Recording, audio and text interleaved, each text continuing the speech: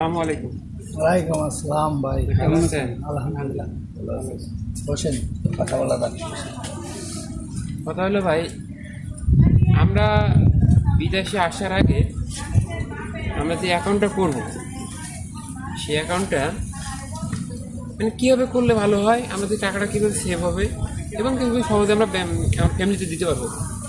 এমনিতেও তো অবশ্যই কিছু টাকা দিতে হবে তাদের খরচা বাবদ। হ্যাঁ, সেটা ফ্যামিলি তো খাওয়া খরচা বিভিন্ন রকম ওষুধ টষুধ আছে না, দেওয়া থাকে। তা আমরা কীভাবে অ্যাকাউন্টটা করলে আমরা কীভাবে সহজে দিতে পারবো। হয়তো আপনি এখন বাইরে আসছেন, যেটা আপনি করতেছেন সহজভাবে, সেটা আপনি একটু বললে ভালো হয়। তাহলে আমাদের অন্যান্য ভাইরা জানলো ব্যাপারটা, তাহলে ওইভাবে তারা করতে পারবে।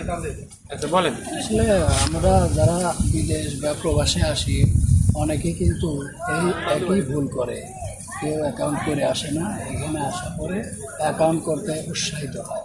আসলে এটা খুবই ভুল। বিদেশে আসার আগে অবশ্যই আপনাকে যে কোনো বাংলাদেশে যে কোনো একটা ব্যাংকের অ্যাকাউন্ট অবশ্যই আপনার নিজের নামে অ্যাকাউন্ট করতে হবে।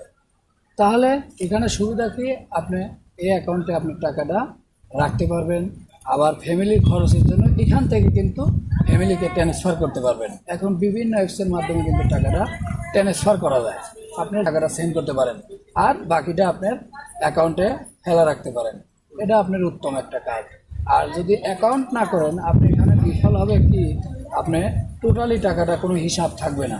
এজন্য আপনার একটা অ্যাকাউন্ট করে আসা উচিত।